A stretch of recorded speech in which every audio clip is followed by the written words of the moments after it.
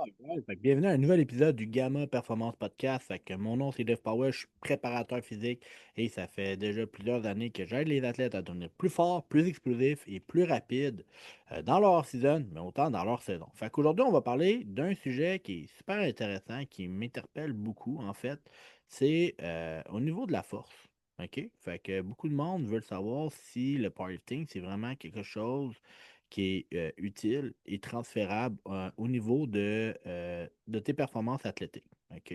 Fait que, si on repose un petit peu la question, là, si on la reformule, une question là, du podcast aujourd'hui, ça serait euh, est-ce que je dois faire du powerlifting pour être plus fort sur le terrain? Fait que si tu sais pas c'est quoi du powerlifting, en fait, c'est squat, bench, deadlift. Fait que c'est vraiment les trois lifts où qu'on voit le plus un peu sur les réseaux sociaux. Puis souvent, le squat, bench, deadlift, c'est souvent aussi associé à la force. OK?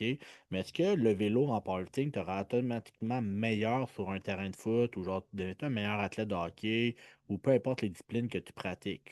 Fait que ça dépend comment, puis aussi pourquoi tu les utilises. Alright? Donc, c'est quoi vraiment le powerlifting? Fait que je vais prendre le temps un peu d'expliquer ça. Fait que le powerlifting, c'est vraiment un sport en soi, comme le football. C'est juste que c'est un sport individuel où que tu es toi contre la barre. Fait que l'objectif est clair, c'est de maximiser ton potentiel. Fait que c'est vraiment de lever le plus lourd possible sur les trois mouvements, qui est le squat, bench, deadlift, avec des règlements qui sont assez très stricts de ce côté-là. C'est bon? Fait que, exemple, pour les bench, il faut qu'il y ait une pause au chest, il faut que tu n'as pas le droit de bounce, etc. Fait que, il y a vraiment beaucoup de règlements et de techniques qu'on peut observer dans le powerlifting. Mais aussi, ça te permet, le powerlifting peut avoir différentes choses. Ça peut te permettre de justement développer ta force maximale. Ça va t'amener aussi une certaine discipline parce que veux pas, c'est un sport.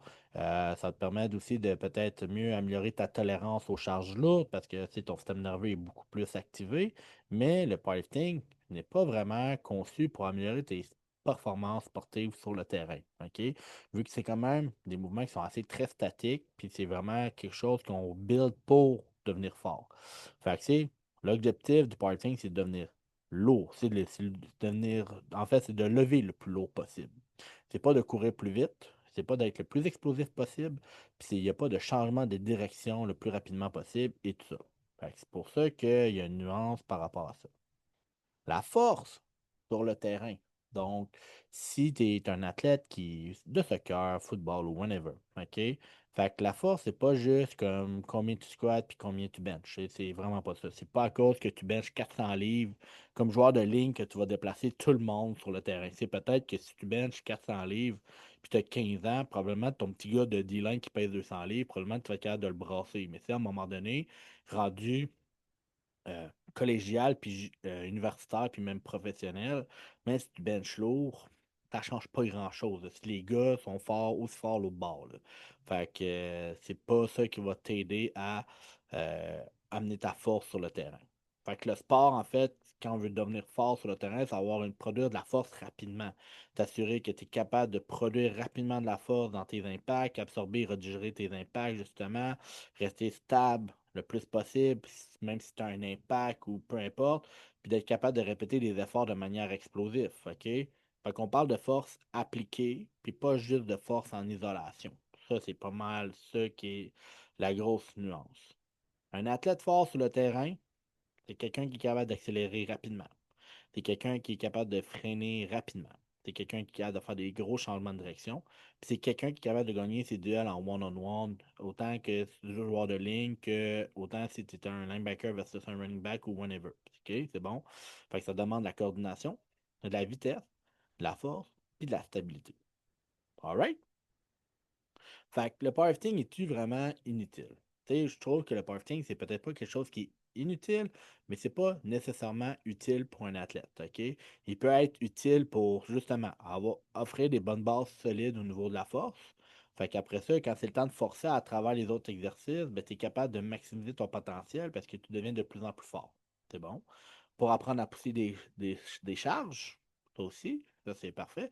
Puis c'est sûr que devenir fort, fait que c'est au-delà de le powerlifting, devenir fort, ça va te permettre de renforcer tes tendons, tes ligaments, fait que ça peut éviter beaucoup de risques de blessures. Mais doit-on utiliser ça comme un outil, mais pas comme une finalité? Fait que, tu sais, moi, je le vois comme ça. C'est vraiment un outil de plus. Quelqu'un, tu sais, comme moi, mettons, qui coach mes athlètes. Ben, tu sais, c'est des outils de plus que j'ai dans mon panier pour aider mes athlètes à devenir forts. Mais c'est pas ma nécessité numéro un que mes athlètes de football deviennent des powerlifters. C'est pas ça le but. Mais je suis capable d'amener les outils que le powerlifting a amenés, que je peux les amener dans des trainings un petit peu plus de performance athlétique. Fait que, tu sais, si ton entraînement tourne juste autour de tes 1 RM, c'est vraiment pas ça qu'on recherche. Si ta vitesse est négligée, fait que si justement nous autres, on est un athlète, on veut devenir plus rapide, ben, si tu n'en fais pas, si ta mobilité elle diminue parce que on veut s'assurer que quand même tu es capable de bouger, faire tes changements de direction, puis si tu as zéro récupération. Mais encore là, la récupération, on en parle tellement souvent dans les podcasts, fait que c'est comme ça, c'est comme un peu la base. Comment utiliser le powerlifting pour un athlète? Fait que la première des choses, c'est de s'entraîner comme un powerlifter, c'est pas s'entraîner comme en performance. Il faut oublier ça. Fait qu'un athlète, tu peux squatter, bench, deadlifter, etc. Mais tu peux surtout utiliser aussi des variations. Moi, exemple, entre un deadlift, j'aime ça faire plus une autre variation qui est le trap bar deadlift. Mais tu sais, on peut faire du deadlift, on peut faire du Romanian deadlift, on peut faire différentes choses. Mais j'aime ça utiliser plus les variations. Les plages de répétition. Fait qu'en fait, entre les reps de 1 à 5 ou que c'est plus adapté pour la force, ça, j'adore ça aussi.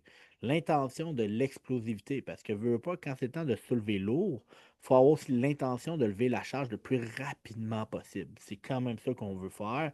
C'est juste que c'est sûr que quand tu es rendu à 95% de ton max, c'est sûr qu'il y a un ralentissement de ta vitesse, là.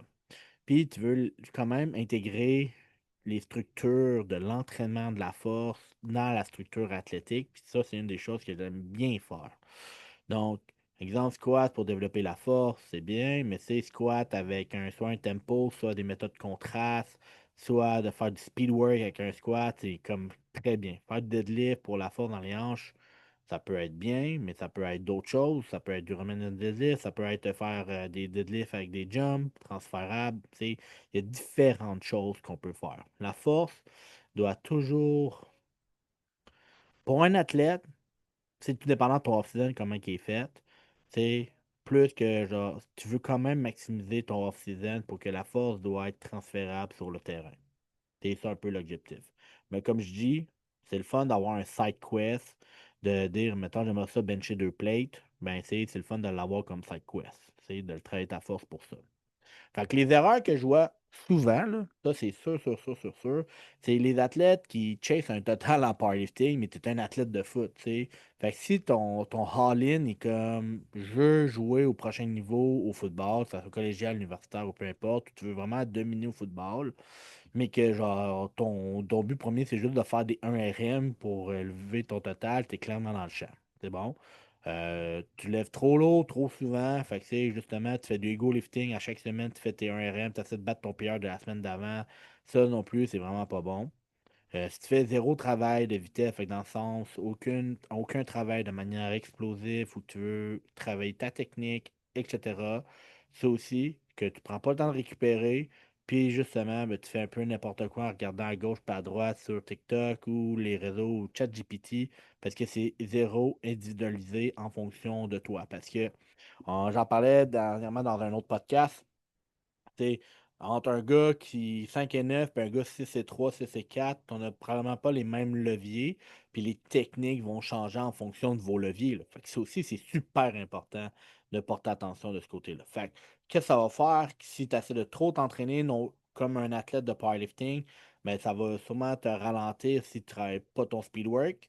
Tu vas devenir plus raide. OK? Tu vas peut-être te sentir des fois fatigué. Puis si tu es encore là, si tu fais juste des ego lifting avec une mauvaise technique, tu augmentes tes risques de te blesser. Fait que, tu sais, oui, tu vas être fort dans le gym. Tu sais, ça va être cool, genre tes bros, puis tes TikTok ou whatever, ça va être cool, mais clairement que sur le terrain, tu vas être inefficace. Puis inefficace pour toi, puis inefficace pour ton équipe. Puis ça, c'est vraiment bad comme athlète, pour un athlète. C'est bon? Donc, est-ce que le powerlifting est nécessaire pour être fort sur le terrain? La réponse est non. Mais clairement, tu peux utiliser le powerlifting ou les méthodes un peu plus en powerlifting pour augmenter ta force, pour que ça soit transférable dans ton sport. Ça, c'est oui. Fait que c'est l'intention, la structure, le transfert. Fait que c'est la salle de gym, c'est un outil. Les terrains, c'est ta finalité de comment tu vas transférer ta force sur le terrain. Puis, Une des choses que j'aime bien faire, c'est vraiment d'y aller graduellement, OK? Donc, si tu crois avoir une bonne technique au squat, je te conseille fortement de la peaufiner. Fait que, tu sais, là, je dis squat, là, whenever. Mais même souvent avec mes athlètes, avant de se rendre au squat, on va s'assurer qu'on ne saute pas d'étape avant de faire des squats. Fait qu'on veut s'assurer que la technique soit mise de l'avant. Même affaire pour le bench. Si tu benches puis tes pieds lèvent dans les airs dès que tu commences à lever lourd, c'est parce que genre tu benches vraiment, tu croches. Fait que, il y a vraiment des techniques à avoir, surtout quand on veut tu sais, travailler la force. Que ça soit n'importe quel exercice, ça doit un shoulder press, tu sais, des dumbbells, tu veux être le plus stable possible. Être le plus stable, ça part dans tes pieds, comment tu viens te placer dans le banc, comment que tu sais, comment tu es engagé, euh, tu sais, au niveau de ton haut de dos, dans ton banc ou whatever. Fait que comment tu te places, ça, c'est super, super, super important. C'est bon?